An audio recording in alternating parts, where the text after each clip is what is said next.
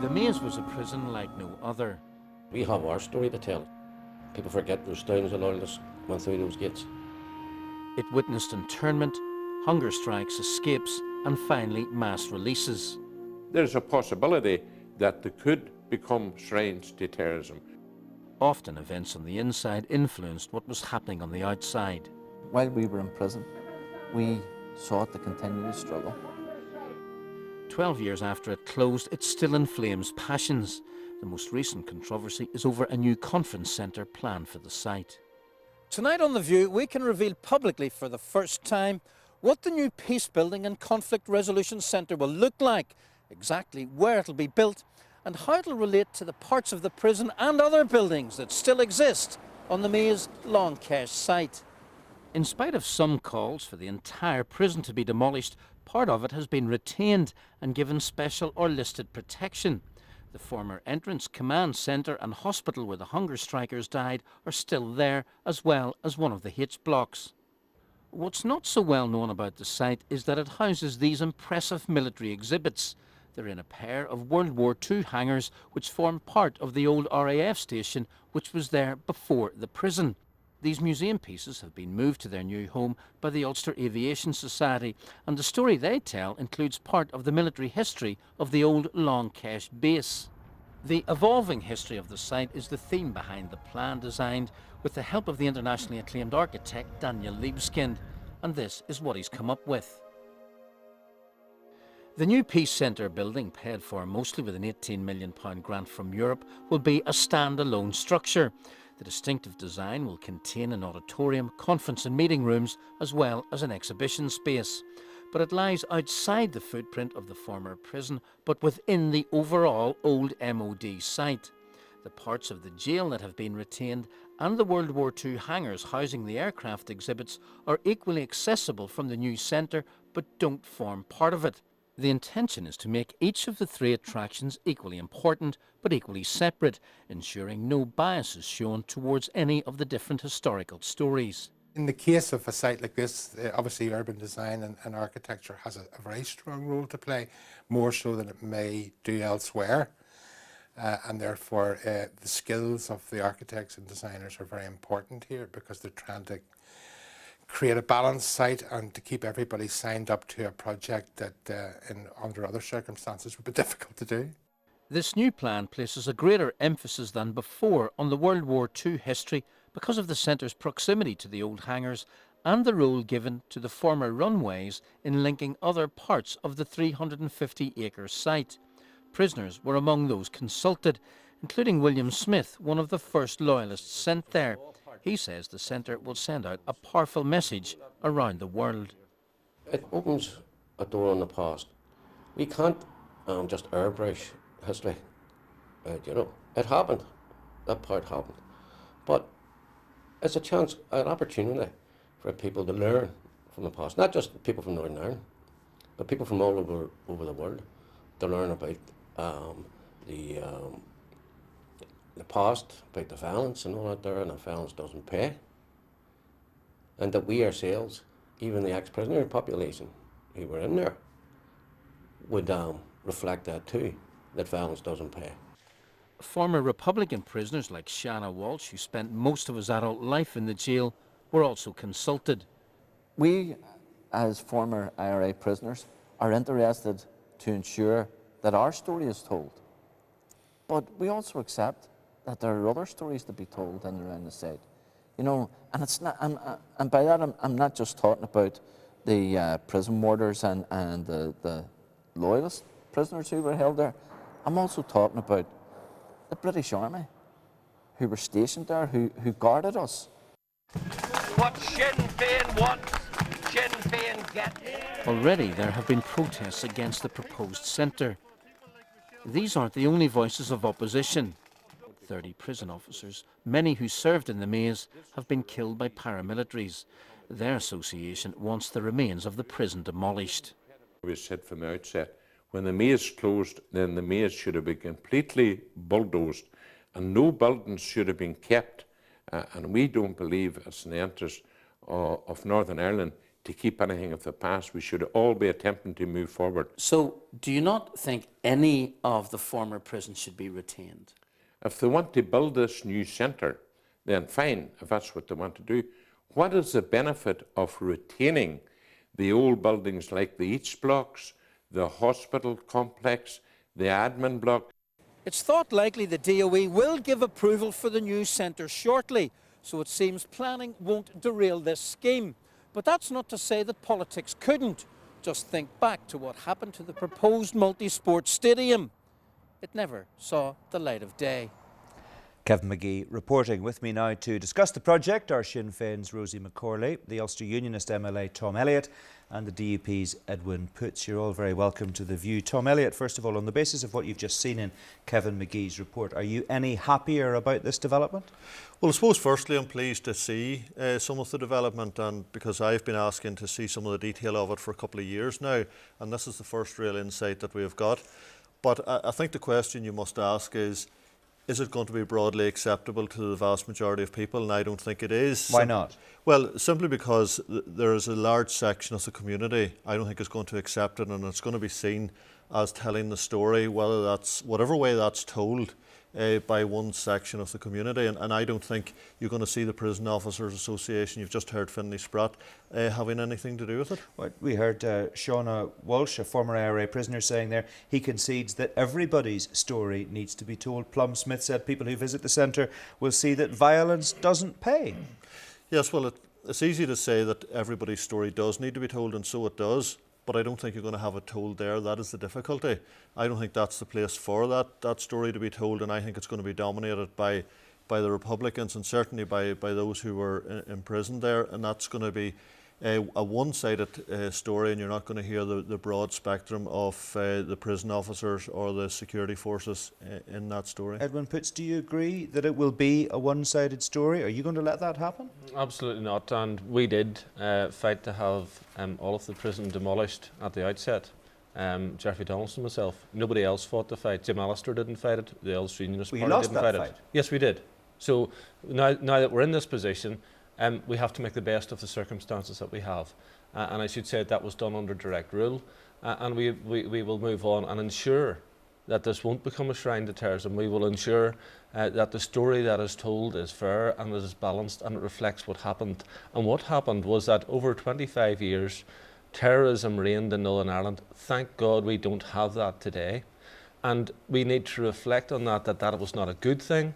And I think the message that needs to go out to the world is that terrorism failed. The object of the terrorism was to take us into United Ireland. We're not in a United Ireland. We're not going to be going into United Ireland. And therefore, all of the efforts that was put forward by the Provisional IRA and others was a failure. OK, Rosie McCorley, is that the story that you think this Peace and Reconciliation Centre is going to tell, that terrorism ruled here for a time, but that terrorism failed? Well, Mark, what I believe we have here is an absolutely great opportunity. We've got a very good news story here. Out of the last 10 years, we've been trying to see the development of this site. We've got to a point now where it's going live. You've got the Royal Agricultural Society have already begun to build on the site. So we've got this opportunity to tell the story, and I think everybody should be telling their stories. And I don't accept that it's going to be just one group.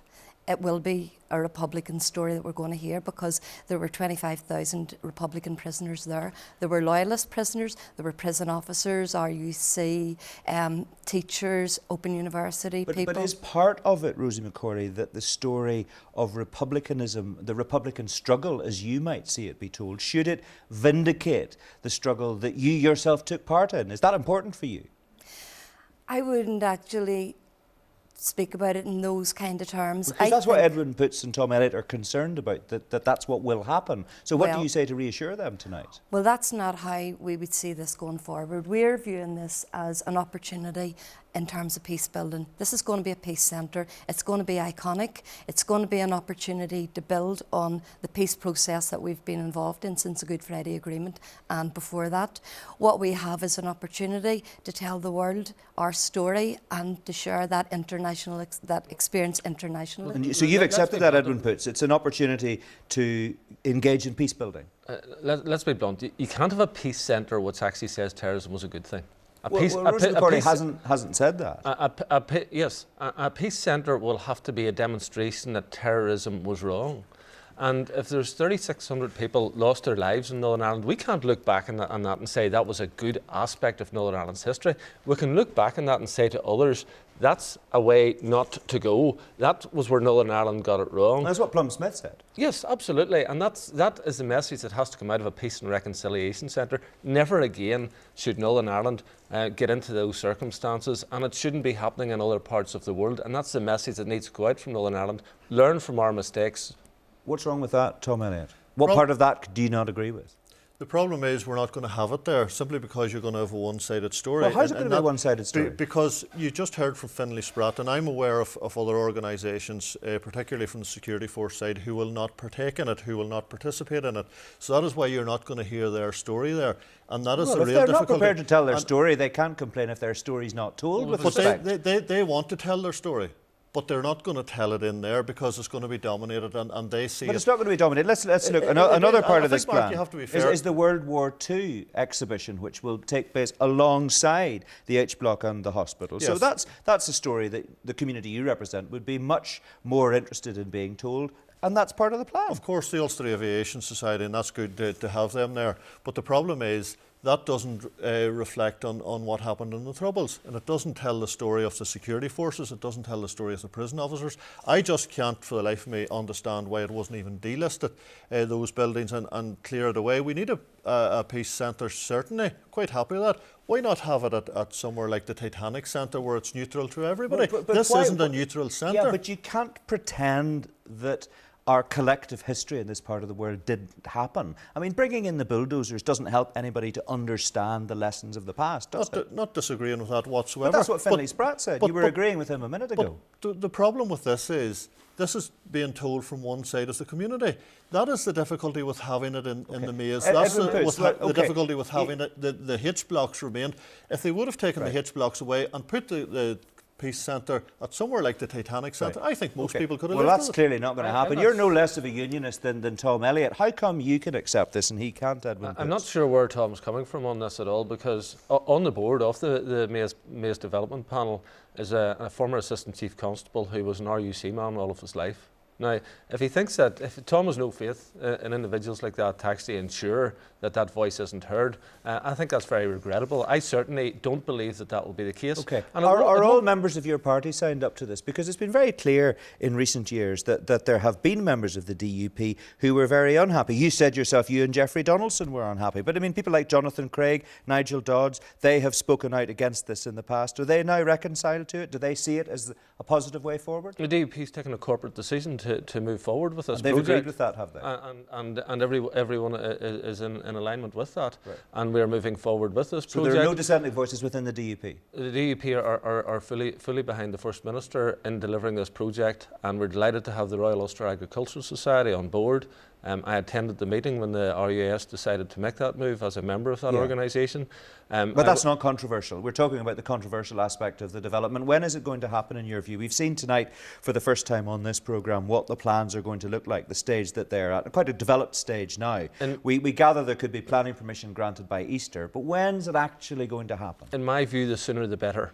Because just like policing and justice debate that took place where people were saying we're going to get Jerry Kelly as our Justice Minister, that was dealt with. Okay. If this actually happens, the rumours, the scaremongers will be dealt with, and people will see the facts, and it will not be a Republican shrine. When do you think it's going to be built and be open to the public to come along and make up their own minds, Rosie McCorley? Well, I expect to see it coming live in the next year or two. I don't see any reason to delay it. Do you see no reason for further delay? I don't see any reason. And you were saying about when can we expect to see visitors there?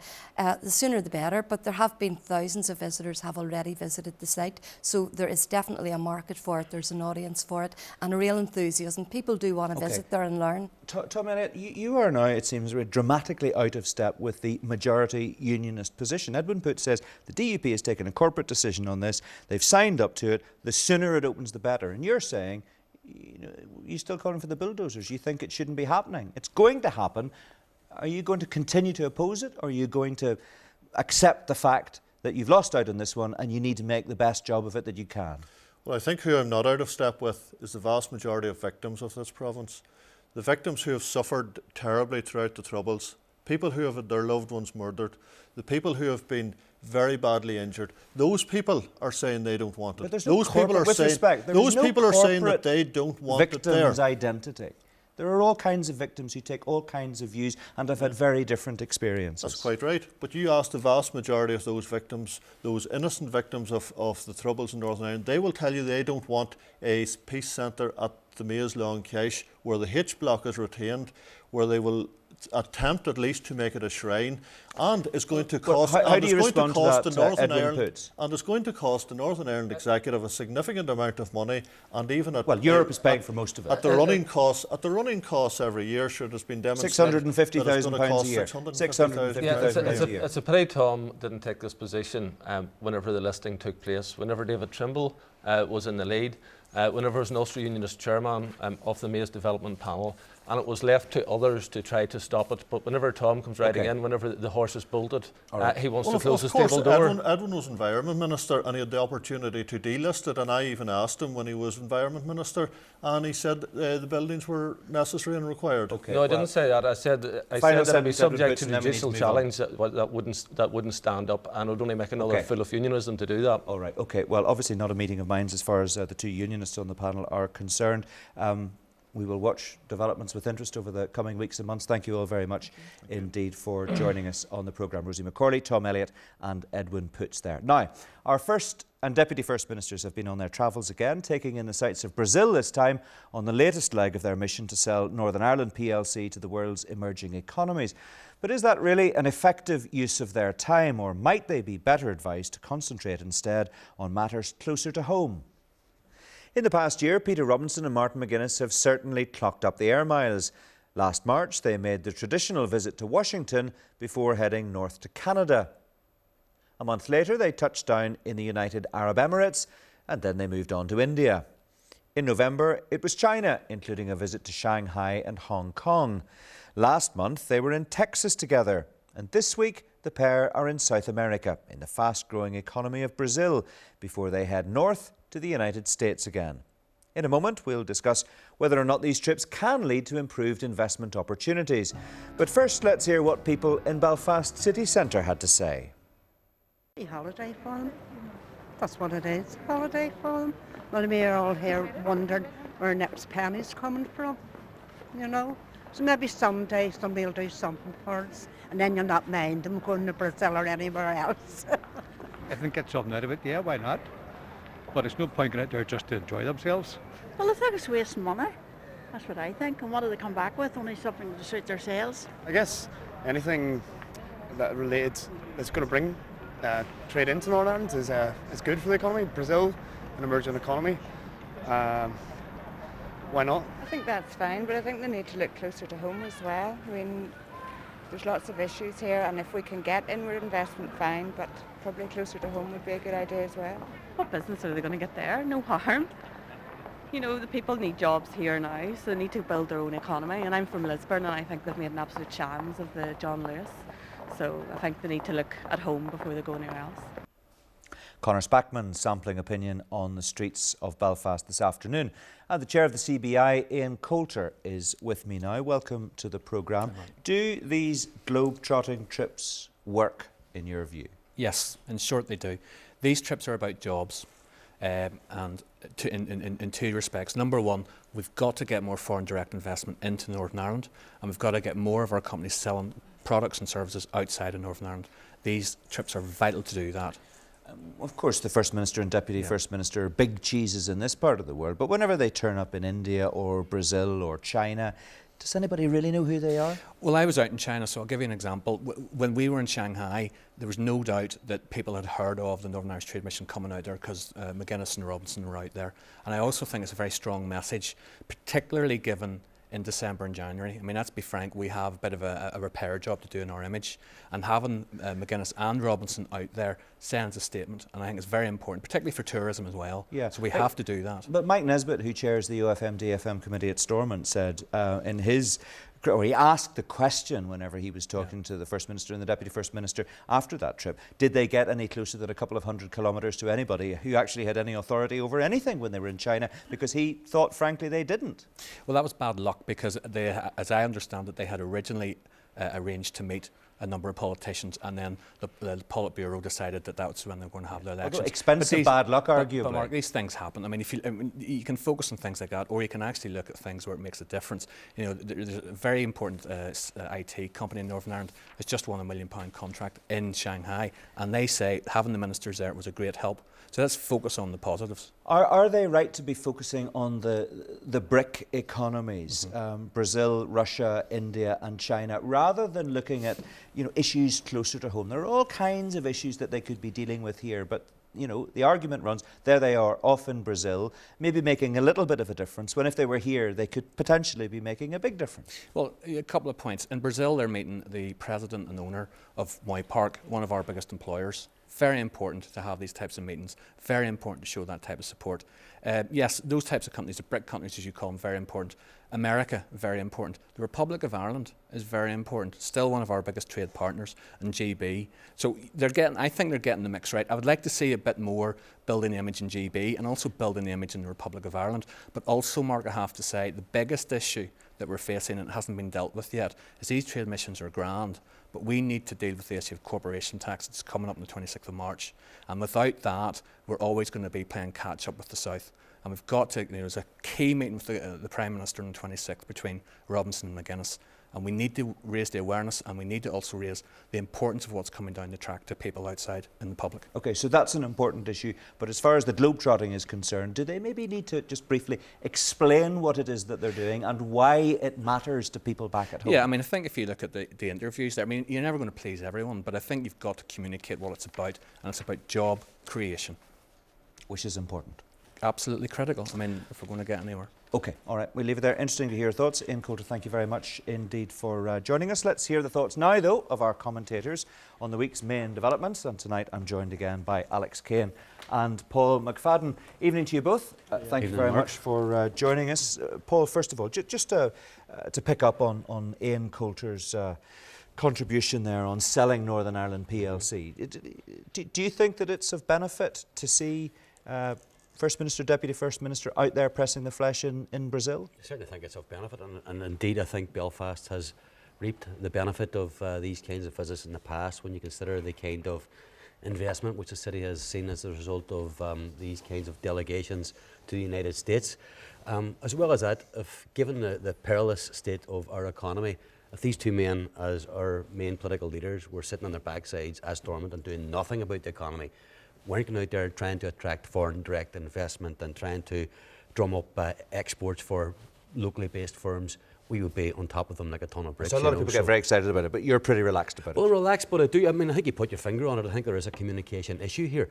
I think they need to, for example, I see the Irish News getting very exercised about the cost of these trips. They want to know what the price is to the local taxpayer. They want to know the composition of these delegations, and I think they're right to ask that and entitled to expect that. But we need to know as well the results of these kinds of trips, and that's a long-term thing. They can't go out there and stay in the local B&B. If they're going to go out and sell Northern Ireland, they have to stay in a decent hotel. They have to take people for dinner in a reasonable restaurant. Otherwise, they won't going to meet anybody significant. The new Pope might disagree with that, actually, by the way. You know, that's true. They have to do that. No matter where people go, there are always going to be complaints about how much it costs. And somebody said to me the other day, it's one of the, I think, the first ever occasions when the nuts have been exported to Brazil. But in overall terms, I was very cruel. It was cruel, but in overall terms, yes, it's important that they get investment, and it is about tourism. It's also about selling the peace process. But at home here, I mean, they have to, if they would put the same amount of effort into actually building the local economy, building the local high street, building the local concerns, because lots of people say to me, who are in businesses, they say, what's the point of them being there? We need them here. We need that sort of emphasis put on our problems. Okay, let's talk about your moment of the week, and you've both agreed on the subject. Alex, first of all, you've been focusing on what's been happening in Vatican City. Yes, it's odd. I mean, I'm an atheist, but I have been fascinated by this whole process, the whole spectacle of appointing a pope, because I think it's only the third time in my life, and it's wonderful to watch. But the interesting thing about this guy, given the fact that the Roman Catholic Church, which is probably the oldest existing institution and the problems and the pain it's going through. This is a guy who interests me because he is an outsider. He is someone who I think brings something entirely different. And I also think, when you forget the Catholic Church, forget the abuse and stuff, just put that to one side. There are hundreds of millions of ordinary, decent Roman Catholics whose faith has been undermined, not by a personal experience or lack of experience with God, it's been undermined by the church itself. And if this man is able to actually focus on the faith, focus on the belief. And he did say somewhere as well that the real hypocrites today are those clerics who have put the church before people. Okay, Paul, we just saw pictures of Pope Francis making his first appearance on the balcony overlooking St. Peter's Square last night.